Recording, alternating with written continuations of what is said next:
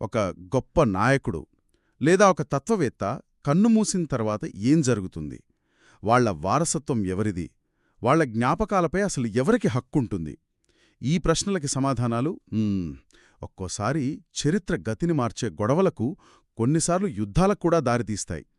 సరిగ్గా అలాంటి ఒక పేలుడు లాంటి పరిస్థితి గౌతమ బుద్ధుని మహాపరినిర్వాణం తర్వాత ఏర్పడింది. ఈరోజు మనం ఆ సంఘటనల గురించే లోతుగా చర్చిస్తున్నాం. ముఖ్యంగా యుద్ధమంచున నిలబడిన రాజ్యాలను శాంతింపజేయడానికి వచ్చిన ద్రోణబ్రాహ్మణుడు గురించి. మన దగ్గరున్న ఆధారాలు ఆనాటి ఉద్రిక్తతను, ఆయన పాత్రలోని ఆ అనూహ్యమైన కోణాలను మన కళ్లకు కడుతున్నాయి. అసలు ప్రశ్నేంటంటే, కత్తులు దూసుకుంటున్న రాజుల మధ్యలోకి ఒక సామాన్య పండితుడు వచ్చి ఒక పెద్ద యుద్ధాన్ని ఎలా ఆపగలిగాడు? బుద్ధుని వారసత్వం శాంతితో మొదలవడానికి ఆయనెలా కారణమయ్యాడు? సరే, ఈ కథను విడమర్చి చూద్దాం. కథ ఇక్కడ మొదలవుతుంది. బుద్ధుడు కుషినగర్లో మహాపరినిర్వాణం చెందాడు. వెంటనే అసలు సమస్య మొదలైంది. అవును, ఆయన పవిత్ర అస్థికల కోసం. అంటే ఆ ధాతువులంటాం గదా, వాటికోసం. సరిగ్గా వాటికోసం ఏటంగా 8 రాజ్యాల రాజులు ముందుకొచ్చారు. మగధరాజు, అజాతశత్రువు, వైశాలికి చెందిన లిచ్ఛవులు, కపిలవస్తు, శాక్యులు, ఇలా చాలామంది. అవును, అందరూ ఆ ధాతువులపై మాకే హక్కుంది అని వాదించడం మొదలుపెట్టారు. మాటలు పెరిగాయి.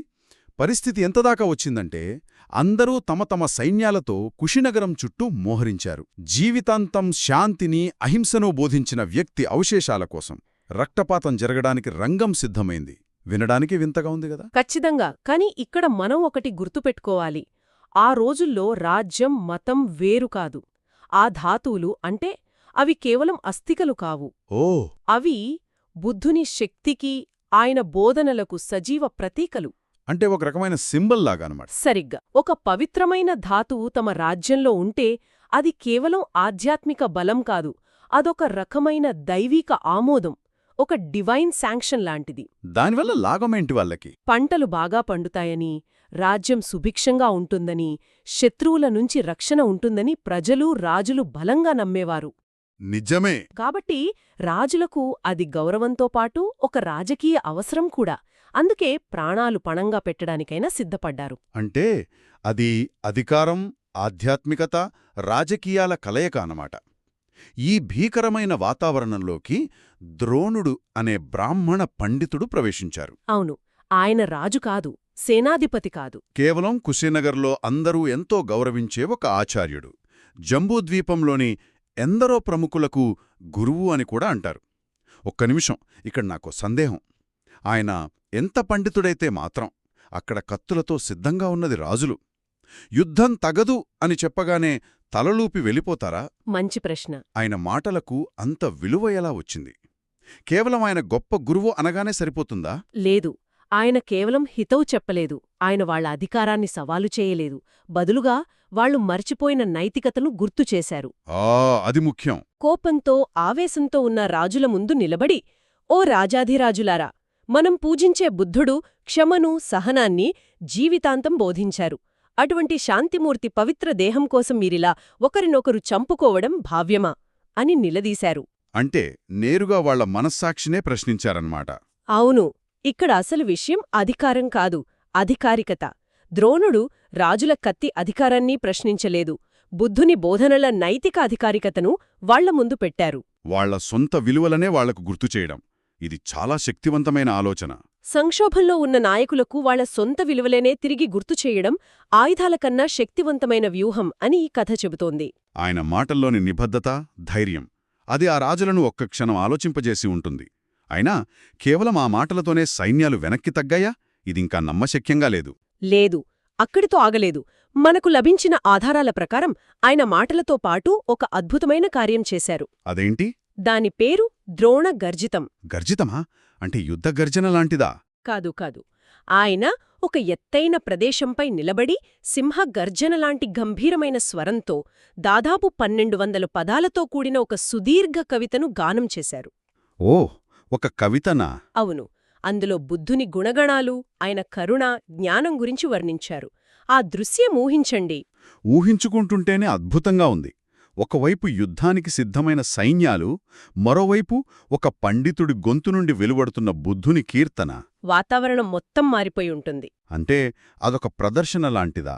వాళ్ళ దృష్టిని మరల్చడానికా? ప్రదర్శన అనడం కంటే అదొక ఆధ్యాత్మిక ప్రకటన అనొచ్చు. సింహగర్జన అనే పదానికి బౌద్ధ సాహిత్యంలో చాలా లోతైన అర్థముంది. అవునా? ఏంటది? సత్యాన్ని ధైర్యంగా, అధికారికంగా, నిర్భయంగా ప్రకటించడాన్ని సింహగర్జన అంటారు. బుద్ధుడే స్వయంగా తన బోధనలను ఆ పేరుతో పిలిచారు. ఓకే. ద్రోణుడు ఆ పని చేయడం ద్వారా ఆ గందరగోళ సమయంలో బుద్ధుని నైతిక అధికారాన్ని పునఃస్థాపించాడు.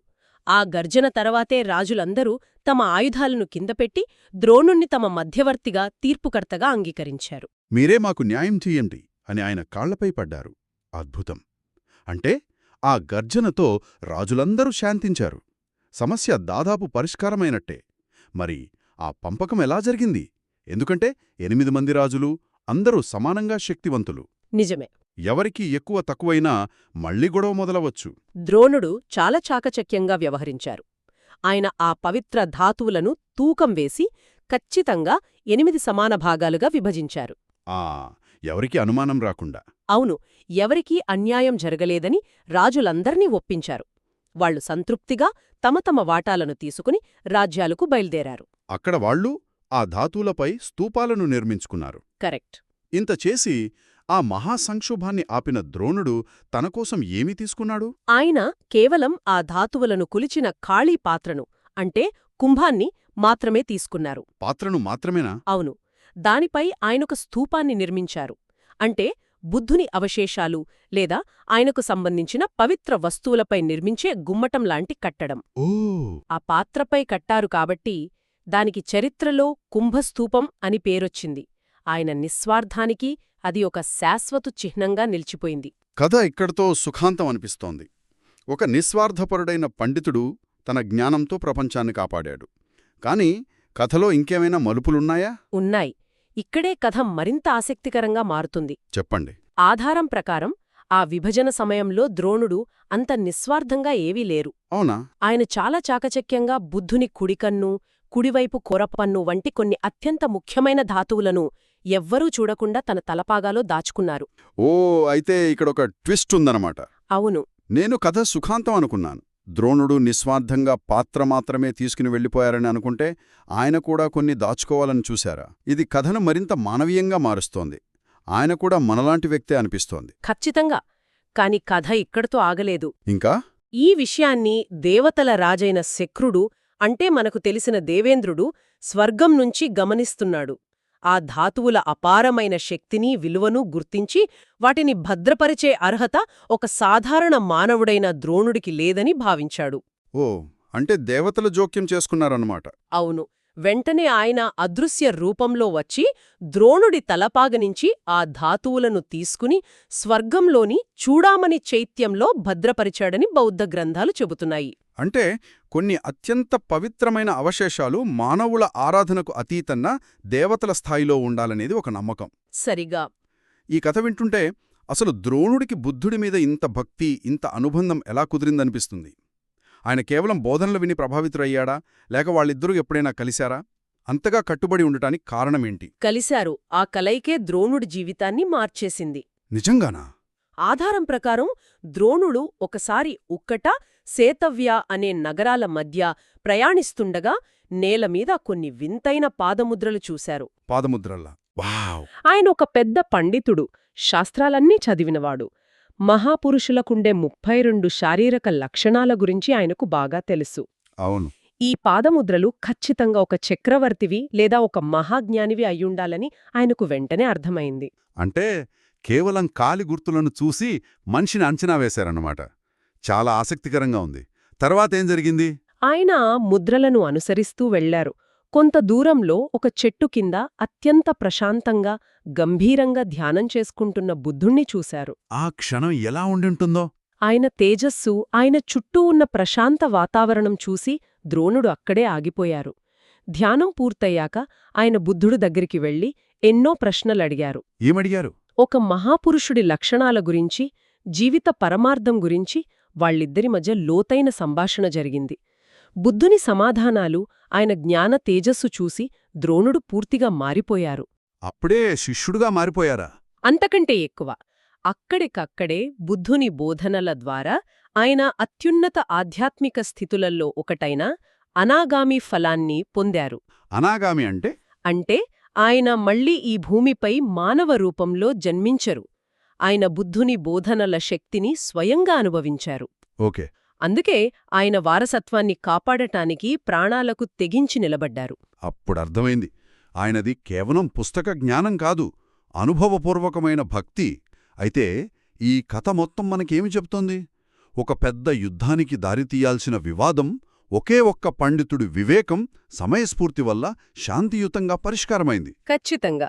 కాని ఇక్కడ నీతి కేవలం కత్తికన్నా కలం గొప్పది అని కాదు. ఇంకా లోతైన అర్థం ఉందా? ద్రోణుడు కేవలం భౌతిక అవశేషాలను పంచలేదు. ఆయన ఒక అర్థవంతమైన సంక్షోభాన్ని పరిష్కరించారు. బుద్ధుని వారసత్వం యుద్ధంతో, రక్తపాతంతో కాకుండా ఆయన జీవితాంతం బోధించిన శాంతితోనే మొదలయ్యేలా చూశారు. నిజమే. ఒక్కసారి ఆలోచించండి, ఆయన మధ్యవర్తిత్వం వహించకపోయుంటే బౌద్ధధర్మం ప్రారంభమే హింసతో ముడిపడి ఉండేది. అది ఎంత పెద్ద చారిత్రక తప్పిదమయ్యేదో కదా. నిజమే. ద్రోణుడు బుద్ధుని భౌతిక అవశేషాలను 8 భాగాలుగా విభజించడంలో కీలక పాత్ర పోషించారు. ఇది నాలో ఒక ఆలోచనను రేకెత్తిస్తోంది. ఏంటది? కాలక్రమేణా బుద్ధుని భౌతిక అవశేషాలను కాదు, ఆయన బోధనలను విభజించి, విశ్లేషించి వాటికి రకరకాల భాష్యాజెప్పి. అవును.